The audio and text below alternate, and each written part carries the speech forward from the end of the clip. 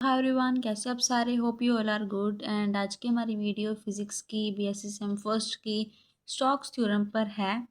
तो सबसे पहले इसकी डेफिनेशन देख लेते हैं कि स्टोक्स थ्योरम क्या कहती है। It states that the line integral of a vector field E over closed surface C is equal to the surface integral of curl of E vector taken over an open surface S bounded by curve C।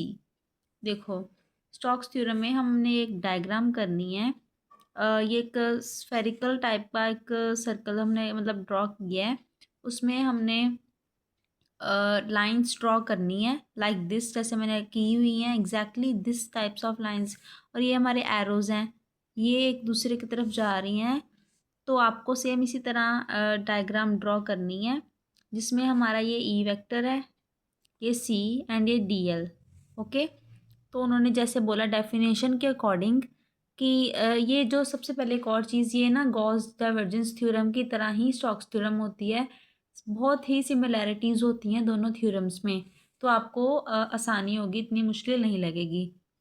तो integration of C E vector dot D L equals to double integration like surface integration del vector cross E D S. तो इसके बाद ये हमारा first step है, ये हमारी exactly हमने यही इक्वेशन हमने बनानी है। तो ये हमने सबसे पहले लिख दी क्योंकि उन्होंने बोला कि line integral of vector of E, line integral of vector of E over close surface C, over closed surface C is equal to the surface integral of the curl of E, curl of E surface integral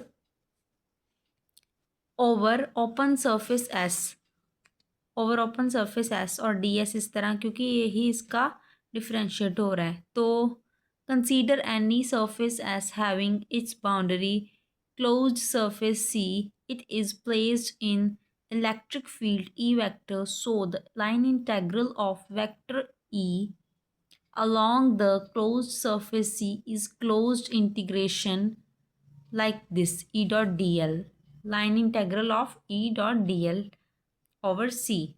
okay, तो dl है जो हमारे पास, वो length है of the path. इसमें हमने करना है क्या है, स्मॉल पाथ को हमने इसके ऊपर हमने थ्योरम करनी है। स्मॉल पार्ट के ऊपर हमने, जैसे पूरा सर्कल है ना, उसका हमने एक स्मॉल पार्ट लिया है, उसके ऊपर हमने इसको डिराइव करना है। तो